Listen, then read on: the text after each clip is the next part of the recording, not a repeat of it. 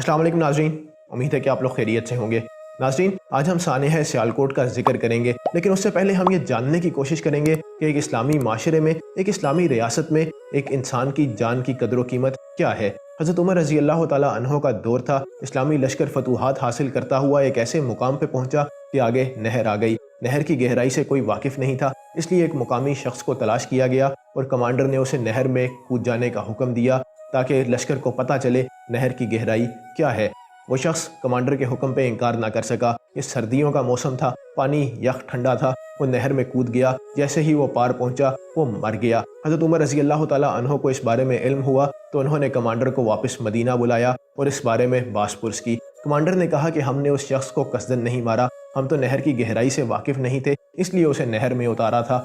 फिर बताया कि हम बहुत से इलाके फ़तह करके आ रहे हैं और माल गनीमत हज़रत उमर रज़ी अल्लाह तआला अन्हो के आगे रख दिया। हज़रत उमर रज़ी अल्लाह तआला अन्हो के चेहरे पे नाराज़गी के आसार नुमायाँ थे।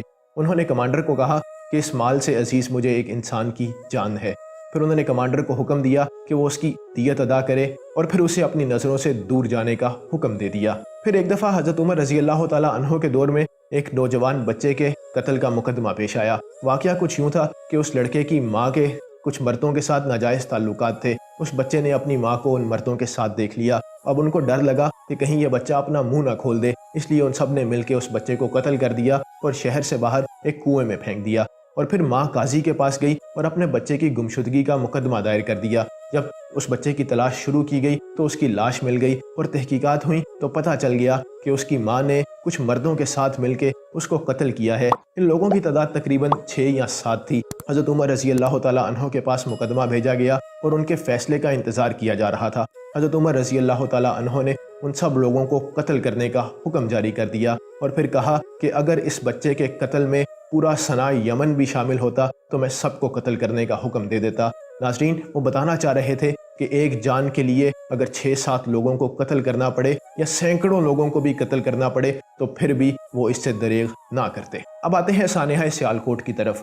वो एक शायर ने क्या खूब कहा है, निस्फ सदी का किस्सा है, 2-4 बरस की बात नहीं। सियालकोट में जो कुछ हुआ ये हमारे माशरे में बढ़ती हुई अदम बर्दाश्त और तशद्दुद के कल्चर की परवान चढ़ने का शाखसाना था। एक बच्चा जब अपने बाप को देखता है कि खाने में नमक तेज होने की वजह से या चाय में चीनी कम होने की वजह से या रोटी ठंडे होने की वजह से उसने उसकी माँ को थप्पड़ मार दिया था तो वो समझता है कि थप्पड़ मारना कोई बुराई नहीं है, उस थप्पड़ को जस्टिफाई करता है। जब वो मस्जिद में जाता है, मदरसे में जाता है और देखता है कि उसका मौलवी दूसरे मौलवी को, दूसरे अकीदे वाले को गाली दे रहा है, उसकी तौहीन कर रहा है, तो वो ये समझ जाता है कि गाली देना कोई गलत बात नहीं है, वो इसको जस्टिफाई कर देता है। वो जब कॉलेज और यूनिवर्सिटी में जाता है उसे पता चलता है कि लड़ाई हुई है और उसके दोस्तों ने किसी और लड़के की जाके टांगे तोड़ दी हैं, तो वो टांगे तोड़ने को जस्टिफाई समझता है, कोई गलत काम नहीं समझता। वो जब माशरे में आता है वो अपने सियासतदानों को देखता है, वो देखता है कि उसका लीडर स्टेज पे खड़ा होकर दूसरे लीडर को कह रहा है